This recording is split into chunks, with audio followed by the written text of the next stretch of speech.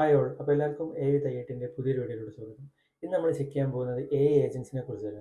എന്താണ് AI agent, അല്ലെങ്കിൽ എന്തുകൊണ്ടാണ് ഇത് ഒരു നോർമൽ LLM അല്ലെങ്കിൽ ചാറ്റ് GPT-യുമായിട്ട് എന്താണ് ഇതിൻ്റെ ഡിഫറൻസ്, അത് തന്നെ നമ്മുടെ ഇപ്പോഴത്തെ ജോബ് സിനാരിയോനെ ഇത് എങ്ങനെ എഫക്റ്റ് ചെയ്യുന്നു. അപ്പോൾ നമ്മൾ ചിലരെങ്കിലും ജാർവിസ് അല്ലെങ്കിൽ ഫ്രൈഡേയെ കുറിച്ച് കേട്ടിട്ടുണ്ടാവും. അതായത് അവഞ്ചേഴ്സ് മൂവിയിൽ അല്ലെങ്കിൽ അയൺമാൻ മൂവിയിലുള്ള ടോണി സ്റ്റാർക്കിൻ്റെ അസിസ്റ്റൻ്റ് ആയിട്ടുള്ള ഈ ഒരു AI ഏജൻറ്റിനെ കുറിച്ച് നമ്മൾ കേട്ടിട്ടുണ്ടാവും. ടോണി സ്റ്റാർക്കിന് വേണ്ടി കാര്യങ്ങൾ ചെയ്യുന്നതും ഹെൽപ്പ് ചെയ്യുന്നതും എല്ലാം ജാർവിസ് ആണ്.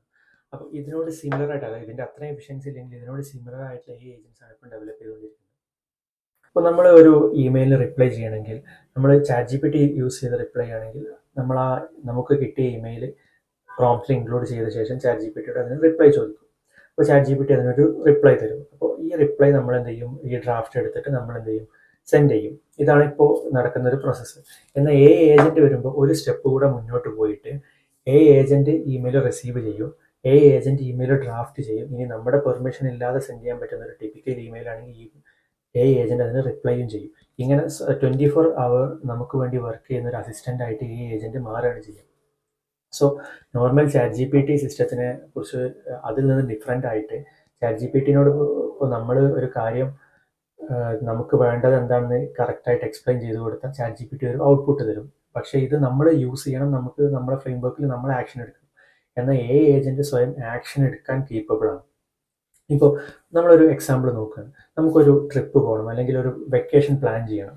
അപ്പോൾ നോർമലി ഒരു AI അല്ലെങ്കിൽ ഒരു ചാറ്റ് GPT ഒന്നും യൂസ് ചെയ്യാതെ നമ്മൾ ഇത് ചെയ്യുകയാണെങ്കിൽ നമ്മളൊരു ഐറ്റ്നറി ക്രിയേറ്റ് ചെയ്യണം. ഏതാണ് ഡെസ്റ്റിനേഷൻ എന്ന് ആദ്യം തീരുമാനിച്ചിട്ട് അതിന് ബേസ്ഡ് ആയിട്ട് നമ്മൾ എന്ത് ചെയ്യണം, ഐറ്റ്നറി തീരുമാനിക്കണം.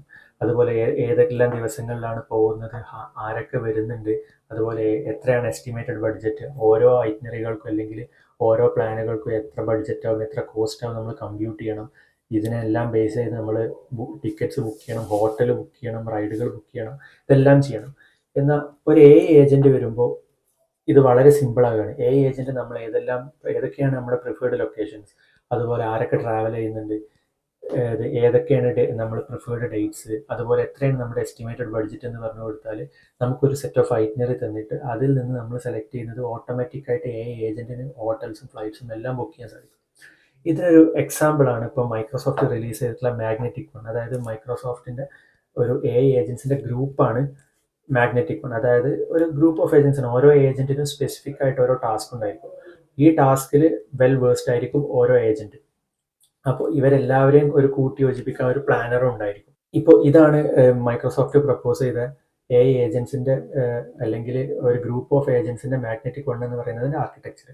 അപ്പോൾ ഇതിൽ എല്ലാത്തിനെയും പ്ലാൻ ചെയ്യാൻ ഒരു പ്ലാനറായിട്ട് ഓർക്കസ്ട്രേറ്റർ ഉണ്ടാവും. ഇതിൽ വെബിൽ സർഫ് ചെയ്യാനും വെബിൽ ഇൻഫർമേഷൻ നോക്കി വരാൻ ഒരു വെബ് സർഫർ ഉണ്ടാവും. ഇനി ഫയലുകളെല്ലാം നോക്കാൻ വേണ്ടിയിട്ട് ഒരു ഫയൽ സർഫർ ഉണ്ടാവും. അതുപോലെ കാൽക്കുലേറ്റ് ചെയ്യാനും കമ്പ്യൂട്ട് ചെയ്യാനും ഒരു കോഡർ ഉണ്ടാവും. ഇനി കോഡ് റൺ ചെയ്യാൻ ഒരു എക്സിക്യൂട്ടർ ഉണ്ടാവും. നമ്മൾ പറഞ്ഞ ട്രിപ്പിൻ്റെ എക്സാമ്പിൾ തന്നെ എടുക്കാം. ട്രിപ്പിൻ്റെ എക്സാമ്പിളിൽ പ്ലാനർ ഇൻപുട്സ് എടുക്കും. അതായത് ഏതൊക്കെയാണ് പ്രിഫേർഡ് ലൊക്കേഷൻസ്, ആരെല്ലാം ട്രാവൽ ചെയ്യുന്നുണ്ട്, ഏതാണ് ഡേറ്റ്സ്, എത്രയാണ് നമ്മുടെ എസ്റ്റിമേറ്റഡ് ബഡ്ജറ്റ്. അപ്പോൾ പ്ലാനർ ഇതെല്ലാം എടുത്തിട്ട് പ്ലാനർ ഒരു ഐറ്റ്നറി തയ്യാറാക്കും. ഈ ഐറ്റ്നറി അല്ലെങ്കിൽ ഒരു സെറ്റ് ഓഫ് ഐറ്റ്നറീസ് തയ്യാറാക്കും. ഓരോ ലൊക്കേഷൻസിലോട്ടും പല ഐറ്റ്നറി തയ്യാറാക്കിയ ശേഷം വെബ് സർഫറോട് പോയിട്ട് ഓരോ ഡെസ്റ്റിനേഷൻസിലോട്ടുള്ള ഫ്ലൈറ്റ് ടിക്കറ്റിന് എത്രയാവും കോസ്റ്റ്, എന്നെല്ലാം അവൈലബിലിറ്റി എന്ന് നോക്കി വരാൻ പറയും. അതുപോലെ തന്നെ ആ ലൊക്കേഷനുകളിൽ അതാത് ദിവസങ്ങളിലുള്ള ഹോട്ടൽസിൻ്റെ അവൈലബിലിറ്റി, അതുപോലെ കോസ്റ്റ്, ഇതെല്ലാം പോയി നോക്കിയിട്ട് വരാൻ പറയും. അങ്ങനെ ഈ ഡാറ്റ എല്ലാം കളക്ട് ചെയ്യും. ഈ ഡാറ്റ എല്ലാം കളക്ട് ചെയ്ത ശേഷം ഈ ഡാറ്റ എല്ലാം കോഡറിനെ യൂസ് ചെയ്തുകൊണ്ട് എന്ത് ചെയ്യും, ഓരോ ഐറ്റ്നറികൾക്കും എത്ര കോസ്റ്റ് ആവുമെന്ന് കമ്പ്യൂട്ട് ചെയ്യും. അപ്പോൾ ഇത് നമ്മുടെ ബഡ്ജറ്റിനുള്ളിൽ വരുന്നത് രീതിയിലോട്ട് ഇത് കമ്പ്യൂട്ട് ചെയ്ത് അല്ലെങ്കിൽ ഐറ്റ്നറീസ് അറേഞ്ച് ചെയ്യും. എന്നിട്ട് യൂസർക്ക് ഓപ്ഷൻസ് കൊടുക്കുകയാണ്. ഈ സ്ഥലങ്ങളിലോട്ട് ഇതാണ് ഐറ്റ്നറി അല്ലെങ്കിൽ ഈ സെറ്റ് ഓഫ് ഐറ്റ്നറീസ് ഉണ്ട്, ഓരോന്നിനും ഇത്രയാണ് ബഡ്ജറ്റ് എന്ന് പറഞ്ഞു കൊടുക്കും. അപ്പോൾ നമ്മുടെ യൂസർ സെലക്ട് ചെയ്യാണ്, ഈ ഐറ്റ്നറി കൊള്ളാം, ഈ ഡെസ്റ്റിനേഷനിലോട്ട് ഈ ഐറ്റ്നറി കൊള്ളാം എന്ന് നമ്മുടെ പ്ലാനറോട് അല്ലെങ്കിൽ ഓർക്കസ്ട്രേറ്ററോട് പറയുകയാണെങ്കിൽ ഓർക്കസ്ട്രേറ്റർ ബേസ്ഡ് ഓൺ ദാറ്റ് ആ ഐറ്റ്നറിക്ക് ആവശ്യമായിട്ടുള്ള ഫ്ലൈറ്റ് ടിക്കറ്റ്സ്, അതുപോലെ ഹോട്ടൽസ്, ഇതെല്ലാം ബുക്ക് ചെയ്യും. ഇതെല്ലാം ബുക്ക് ചെയ്ത ശേഷം ഇനി നമ്മൾ വല്ല പാസ്പോർട്ടോ വിസയോ അങ്ങനെ എന്തെങ്കിലും ഫയൽസ് അപ്ലോഡ് ചെയ്തെടുക്കണമെങ്കിൽ ഫയൽ സർഫർ യൂസ് ചെയ്തിട്ട് ഇത് ആക്സസ് ചെയ്യും. ഇങ്ങനെ എല്ലാം നമ്മൾ ഒരു ട്രിപ്പ് പ്ലാനിങ് അല്ലെങ്കിൽ നോർമലായി ചെയ്യാവുന്ന ഒരു കാര്യങ്ങൾ വളരെ സിമ്പിളായി മാറുകയാണ്. അതായത് നോർമലി നമുക്ക് ഒരുപാട് ബുദ്ധിമുട്ടുണ്ടാകുന്ന കോംപ്ലക്സ് ടാസ്കുകൾ വളരെ സിമ്പിളായിട്ട് മാറുകയാണ്. ഈ ഒരു ആർക്കിടെക്ചറിൽ ഒരു ഗ്രൂപ്പ് ഓഫ് ഏജൻസ് ആണ് ഉണ്ടാവുക. ഇവരെല്ലാവരും കൂടെ കൂടിയിട്ട് ഒരു കോംപ്ലക്സ് ടാസ്കിനെ ബ്രേക്ക് ഡൗൺ ചെയ്ത് സിമ്പിളായിട്ട് നമുക്ക് ചെയ്യാൻ പറ്റുന്ന രീതിയിലോട്ട് മാറ്റിത്തരാണ് ചെയ്യുക. ഇനി ഇത് കാരണം നമ്മുടെ പല ജോലികൾക്കും പ്രോബ്ലംസ് ഉണ്ടാവും, തീർച്ചയായിട്ടും ഉണ്ടാവും. പക്ഷെ അത് ഓരോ ജോബിനെയും ആ ജോബിൻ്റെ സ്വഭാവത്തിനനുസരിച്ചാണ് ഇത് അഫക്റ്റ് ചെയ്യുക. ഇതിനെ നമ്മൾ നോക്കി കണ്ടപ്പോൾ ഒരു കമ്പ്യൂട്ടർ റവല്യൂഷൻ അല്ലെങ്കിൽ കമ്പ്യൂട്ടർ നമ്മുടെ നാട്ടിൽ വന്നതുപോലെയാണ്. ഇപ്പോൾ മാനുവൽ അക്കൗണ്ടിങ് ആയിട്ടും അല്ലെങ്കിൽ പേപ്പറിൽ ഡാറ്റ എൻട്രി ചെയ്തിരുന്ന ആളുകളെ അവർ അപ്ഡേറ്റ് ചെയ്യേണ്ടി വന്നു. അതായത് ജോലി നഷ്ടമാവില്ല, അവർ അപ്ഡേറ്റ് ചെയ്തത് കമ്പ്യൂട്ടർ യൂസ് ചെയ്ത് ചെയ്യാനും അതുപോലെയുള്ള കാര്യങ്ങൾ ആയിട്ട് വന്നു. അതുപോലെ തന്നെ കമ്പ്യൂട്ടർ എന്ന കാര്യം വന്നപ്പോൾ കോഡിങ്, അതുപോലെ വെബ് ഡെവലപ്മെന്റ്, ഇങ്ങനെയുള്ള ഓരോ മേഖലകളിലോട്ട് പുതിയ ജോലി സാധ്യതകൾ വന്നു. അപ്പോൾ ഒരു പുതിയൊരു ഏരിയ വരുമ്പോൾ ചില ജോലികൾക്ക് അഫക്റ്റ് ചെയ്യുക എന്നുള്ളത് സ്വാഭാവികമാണ്. അതേസമയം ബാക്കി ചില സെക്ഷനുകളിൽ പുതിയ സാധ്യതകളും കാര്യങ്ങളും തീർച്ചയായും വരിക തന്നെ ചെയ്യും. ഇപ്പം നമ്മൾ നോക്കുകയാണെങ്കിൽ AI റവന്യൂ ഒരു നെക്സ്റ്റ് 2027 ആകുമ്പോഴേക്കും ഒരു ലെസ് ദാൻ 1 ട്രില്യണിന് താഴെ, അതായത് 1 ട്രില്യണിന് ജസ്റ്റ് താഴെ വരുന്ന രീതിയിലോട്ട് വരുമെന്നാണ് പറയപ്പെടുന്നത്. ബെയിനിൻ്റെ ഈ റിപ്പോർട്ടിൻ്റെ ലിങ്ക് ഞാൻ ഡിസ്ക്രിപ്ഷനിൽ കൊടുക്കാം. അതുപോലെ തന്നെ ഏജന്റിന്റെ മാർക്കറ്റ് പല ഫോൾഡായിട്ട് ഗ്രോ ചെയ്യുന്നതാണ് അടുത്ത നെക്സ്റ്റ് 6 ഇയേഴ്സിൽ. അതായത് 5 ബില്യണിലുള്ള ഇപ്പോൾ ഉള്ള ഏജന്റിന്റെ മാർക്കറ്റ് 47 ബില്യൺ ആവും എന്നാണ് പറയപ്പെടുന്നത്. സോ ഇവിടെ യഥാർത്ഥത്തിൽ ഇനി സംഭവിക്കാൻ പോകുന്നത് എന്താണെന്ന് വെച്ചാൽ, ഒരു ആൾ യൂസ് ചെയ്തപ്പോൾ നമ്മൾ ട്രാവൽ ഏജന്റിന്റെ എക്സാമ്പിൾ എടുക്കുക. ഏജന്റിനെ യൂസ് ചെയ്തുകൊണ്ട് ബുക്ക് ചെയ്യുന്ന ഒരു ട്രാവൽ ഏജന്റിന് ഒരുപാട് പേർക്ക് ഒരേ സമയം ബുക്ക് ചെയ്യാൻ സാധിക്കും. അത് കാരണം പല യൂസ് ചെയ്യാതെ ചെയ്യുന്ന ആളുകളെ റീപ്ലേസ് ചെയ്യപ്പെടും. അതായത് ഈ ടെക്നോളജി യൂസ് ചെയ്യുന്ന ആളുകൾക്ക് കൂടുതൽ ജോലി സാധ്യതകൾ കൂടുമെന്നുള്ളതാണ് സംഭവിക്കുന്നത്. ഇത് നേരത്തെ പറഞ്ഞ പോലെ തന്നെ ഓരോ ഇൻഡസ്ട്രിയിലും ആ ഒരു ഇൻഡസ്ട്രീനെ എത്രത്തോളം ഓട്ടോമേറ്റ് ചെയ്യാം എന്നതിനെ ഡിപ്പെൻഡ് ചെയ്തിട്ടാണ് ഇതിന് എഫക്റ്റ് ഉണ്ടാകുന്നത്. ഇപ്പോൾ ഉദാഹരണത്തിന് നമ്മളൊരു നോർമലി ഒരു പ്രൊഡക്റ്റ് ഒരു കമ്പനിയിൽ ഡെവലപ്പ് ചെയ്യണം. അപ്പോൾ ഒരു പ്രൊഡക്റ്റ് മാനേജർ ഉണ്ടാവും, ഒരു സീനിയർ ഡെവലപ്പർ ഉണ്ടാവും, ഒരു ജൂനിയർ ഡെവലപ്പർ ഉണ്ടാവും, ഒരു ഡിസൈൻ എഞ്ചിനീയർ ഉണ്ടാവും. അങ്ങനെ ഓരോ സെക്ഷനായിട്ട് ഓരോരുത്തർക്കും സ്പെസിഫിക് ടാസ്കുകൾ ഉണ്ടാവും. ഇതേ ആളുകൾ ഒരു ഏജന്റ് ആയിട്ട് നിങ്ങൾക്ക് അസ്യൂം ചെയ്യും. അതായത് പ്രൊഡക്റ്റ് മാനേജർ ആയിട്ട് ഒരു ഏജന്റ് ഉണ്ടാവും, ഇവരെല്ലാവരെയും പ്ലാൻ ചെയ്യാനും പ്രൊഡക്റ്റിനെ കുറിച്ച് ഫുൾ ഡിഫൈൻ ചെയ്യാനും.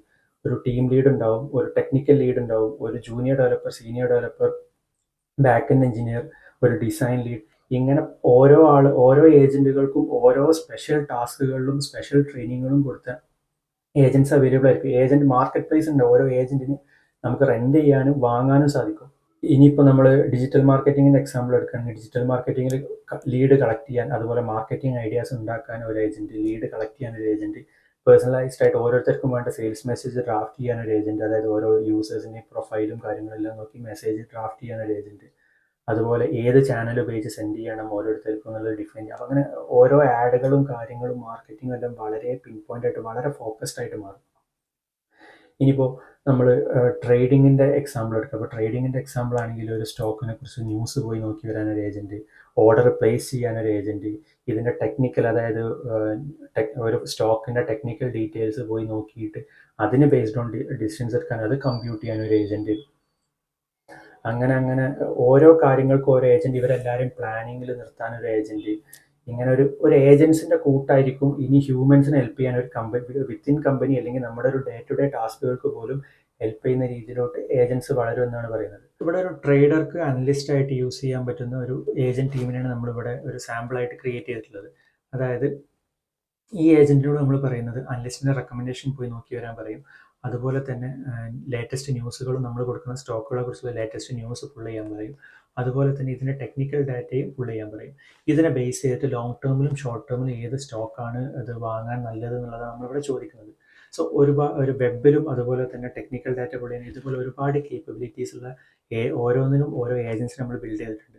ഇതിനെല്ലാം ഒരുമിച്ച് നിർത്തുന്ന ഒരു ടീമുണ്ട്. അപ്പോൾ ഈ ടീം ഓരോ കാര്യങ്ങളും ഒരു ഫൈനാൻസ് ഏജന്റിന് ഒരു ടാസ്ക് കൊടുക്കും, വെബ് ഏജന്റിന് വീണ്ടും ഒരു ടാസ്ക് കൊടുക്കും, അതിനുശേഷം വീണ്ടും ഫൈനാൻസ് ഏജന്റിന് വേറെ ടാസ്ക് കൊടുക്കും. ഇതിനെല്ലാം ബേസ് ചെയ്തിട്ട് അനലിസ്റ്റിന്റെ റെക്കമെൻഡേഷൻ പുൾ ചെയ്യും. അതുപോലെ തന്നെ ലേറ്റസ്റ്റ് ന്യൂസ് പുള്ളി അത് സമ്മറൈസ് ചെയ്ത് തരും. അതുപോലെ തന്നെ 200 ഡേ മൂവിങ്, അതായത് ടെക്നിക്കൽ ഡാറ്റ പുള്ളി ചെയ്ത ശേഷം ഇത് ഇന്നത് 200 ഡേ മൂവിങ് ആവറേജിന് ബിലോ ആണ്, എബോവ് ആണെന്ന് പറയും. ഇതിനെല്ലാം ബേസ് ചെയ്തിട്ട് ലോങ് ടേമിലും ഷോർട്ട് ടേമിലും നമുക്ക് ഒരു ഇൻവെസ്റ്റ്മെൻറ്റ് റെക്കമെൻഡേഷനും തരും. ഇനിയിപ്പോൾ നമ്മളിതൊരു ട്രേഡിങ്ങിൻ്റെ API-യുമായിട്ട് നമ്മളിത് ക്ലബ് ചെയ്യുകയാണെങ്കിൽ, അല്ലെങ്കിൽ അതിനായിട്ട് ഇത് ഇൻറ്റഗ്രേറ്റ് ചെയ്യുകയാണെന്നുണ്ടെങ്കിൽ ഓട്ടോമാറ്റിക്കായിട്ട് ബൈ ഓർഡറും സെൽ ഓർഡറും പ്ലേസ് ചെയ്യാൻ പറ്റുന്ന ഒരു ഏജൻറ്റ് ടീം, അതായത് എല്ലാ കാര്യങ്ങളും ചെക്ക് ചെയ്ത ശേഷം ഓട്ടോമാറ്റിക്കായിട്ട് ബൈ ഓർഡറും സെല് ചെയ്യാൻ പറ്റുന്ന ഒരു ഏജൻറ്റ് ടീമിന് നമുക്ക് ബിൽഡ് ചെയ്യാൻ സാധിക്കും. അപ്പോൾ ഇതെങ്ങനെയാണ് ബിൽഡ് ചെയ്യുന്നത്, ഇതിൽ ഓരോ ഏജൻറ്റ്സ് എങ്ങനെ ബിൽഡ് ചെയ്യുന്നതൊക്കെ നമ്മൾ പിന്നീട് ഒരു വീഡിയോ ചെയ്യും. Hope all of you liked the video. This final part of the video is created using AI. Please let me know of your feedback in the comment section. Thank you.